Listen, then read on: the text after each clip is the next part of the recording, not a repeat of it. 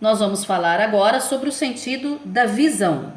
Nós sabemos, né, que os olhos são os órgãos responsáveis aí pelo sentido da visão e cuja função depende da luz.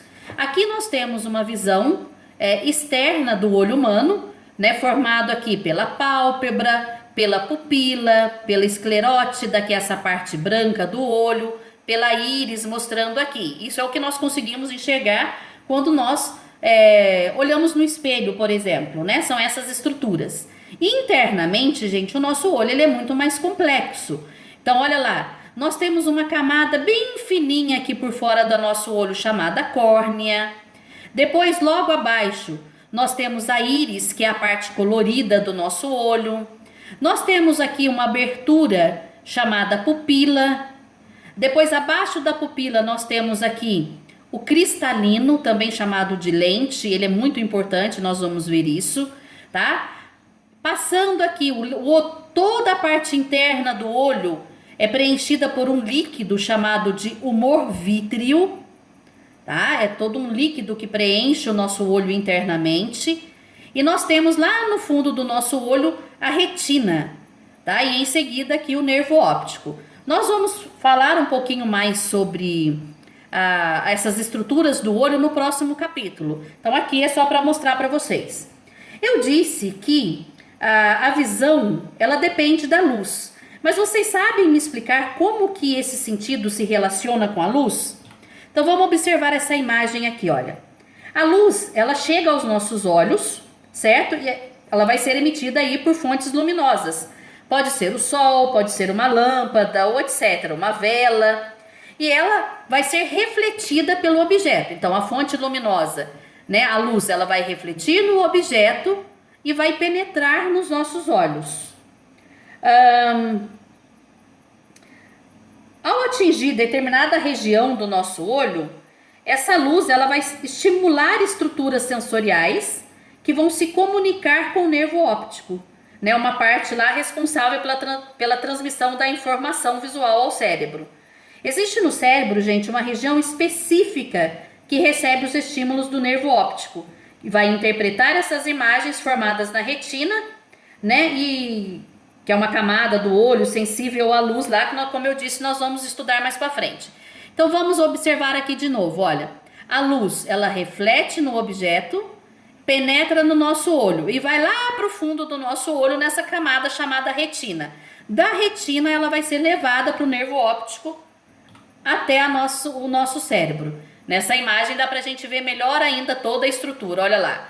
O olho, né? Aqui no fundo do olho nós vamos ter a retina, que vai transmitir a informação para o nervo óptico, e o nervo óptico vai levar essa informação até lá a parte de trás do nosso cérebro, que é a área do cérebro responsável aí por interpretar a sensação visual.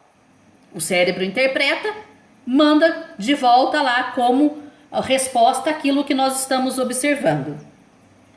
Voltando nessa imagem, vocês podem questionar, né? Lu, por que a imagem da maçã aqui aparece de ponta cabeça?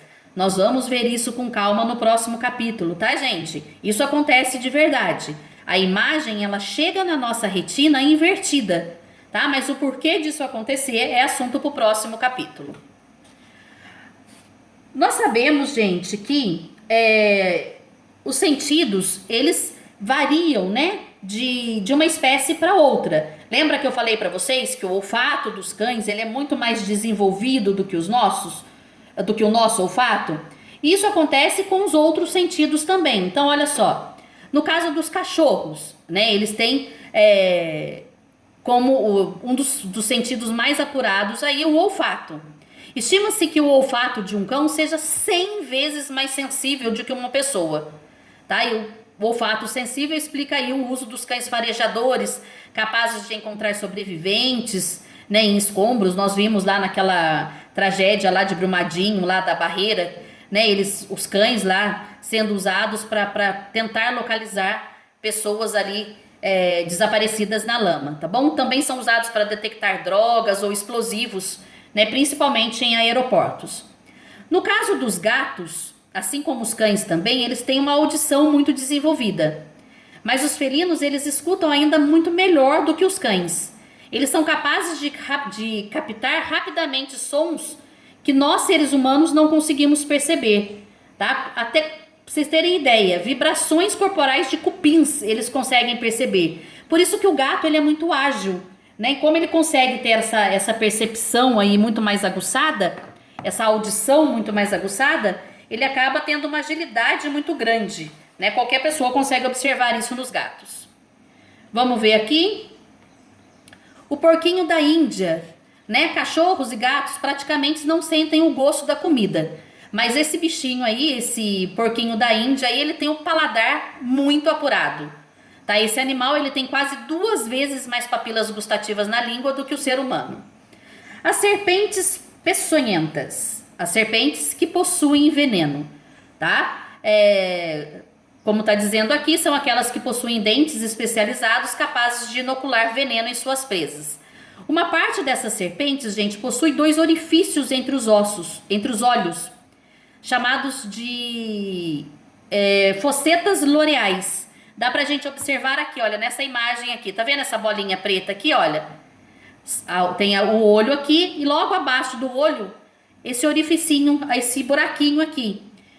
Essa fosseta loreal, gente, faz com que esse animal consiga captar o calor emitido tanto pelas presas como pelos predadores. Tá? Então é por isso que as serpentes, elas conseguem localizar esses animais até mesmo na escuridão, porque essas fossetas loreais aí são capazes de sentir o calor da presa, né? Ou do predador, fazendo com que ela fuja. Aqui nós temos os morcegos. No caso dos morcegos é muito interessante, tá? Eles possuem um sistema de localização muito eficiente, principalmente à noite. Esse sistema é chamado de ecolocação ou localização por eco. Na verdade, como que funciona? Os morcegos emitem som, né, que são imperceptíveis por nós. Esses sons são refletidos no ar e quando esse som encontra um obstáculo, como outro animal, uma árvore, uma parede, seja lá o que for, ele é refletido, é como se ele fosse refletido de volta em forma de eco, tá? Chegando lá até os morcegos, né? E por isso que eles conseguem obter alimento ou fugir de possíveis predadores aí. Os papagaios são capazes de perceber a luz ultravioleta, que faz parte da radiação aí emitida pelo sol e que também não é percebida pelos nossos olhos. Ela também permite saber o grau de maturação de algumas frutas, por exemplo, essa radiação.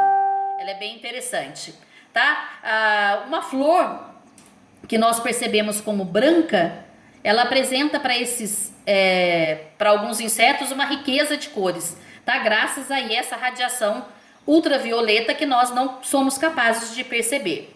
Então deu para ver que os animais possuem aí alguns sentidos bem mais aguçados que os nossos, né? Então agora nós ficamos por aqui. Até a nossa próxima aula de ciências.